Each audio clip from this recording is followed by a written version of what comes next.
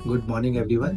I am Dr. Rajkumar Goyal, consultant pediatrician at Eternal Hospital, Jawahar circle, Jaipur. तो आज हम बात करने वाले हैं सर्दियों में होने वाली कुछ आम परेशानियां बच्चों में, जिसमें सबसे कॉमन है बच्चों में खांसी जुकाम, बार बार खांसी जुकाम का होना, जिनको हम आम तौर पर भाषा में एलर्जी बोल देते हैं, अस्थमा बोल देते हैं।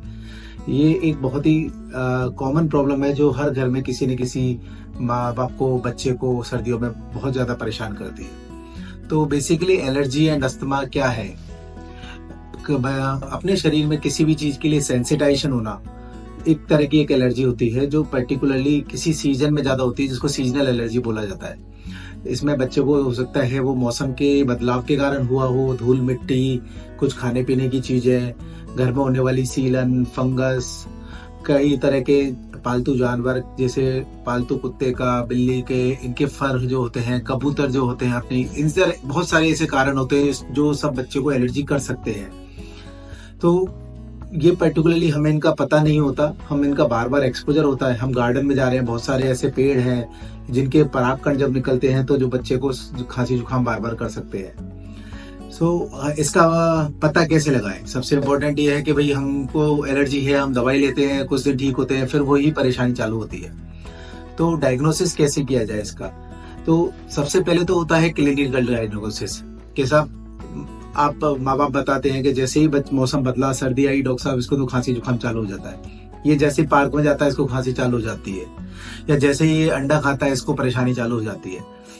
एक तो सबसे प्राथमिकता होती है कि आप इस हिस्ट्री में क्या बता रहे हैं, तो वो क्लिनिकल डायग्नोसिस बोलते हैं। अगर हमें डाउट होता है कि हाँ बच्चे को एलर्जी हो सकती है, उसको बार बार ये परेशानी हो सकती है, तो फिर हम जाते हैं और बच्चे के फिजिकल एग्जामिनेशन करते हैं, जिसमें कुछ सिम्टम जो साइंस होते हैं जो बताते हैं कि बच्चे को एलर्जी हो सकती है। बच्चा बार बार नाक को सिकोड़ता है, जिसको एलर्जिक सैल्यूट बोलते हैं। इसके अलावा बच्चों की सांस में जो सीटी की सी आवाज आती है, जिसको हम नॉर्मली भाषा में अस्थमा बोल देते हैं, या सुबह उठ के ज्यादा छींकना, बार बार उसको रात को सोते टाइम मुंह खोल के सोना, ये सभी साइन होते हैं जो एलर्जी के आपको बता सकते हैं। डायग्नोसिस करने के लिए अगला पड़ाव होता है, हम उसको ब्लड टेस्ट करके भी पता किया जा सकता है, जिसको हम फार्डियाटॉप कहते हैं। इसके अलावा एक और तरीका होता है जो ज्यादा एक्यूरेट माना जाता है, जिसको बोलते हैं एसपीटी, मतलब स्किन प्रिक टेस्ट।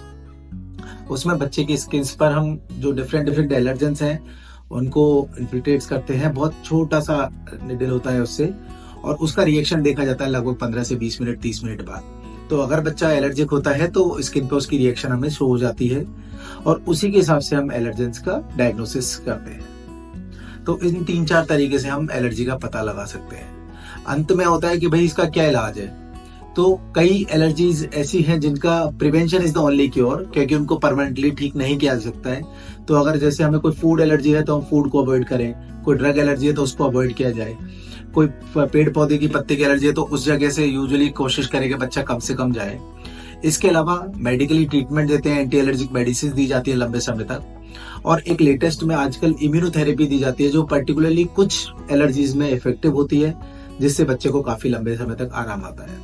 सो अगर इस तरह की कोई भी समस्या है तो definitely you should consult your paediatrician. Thank you.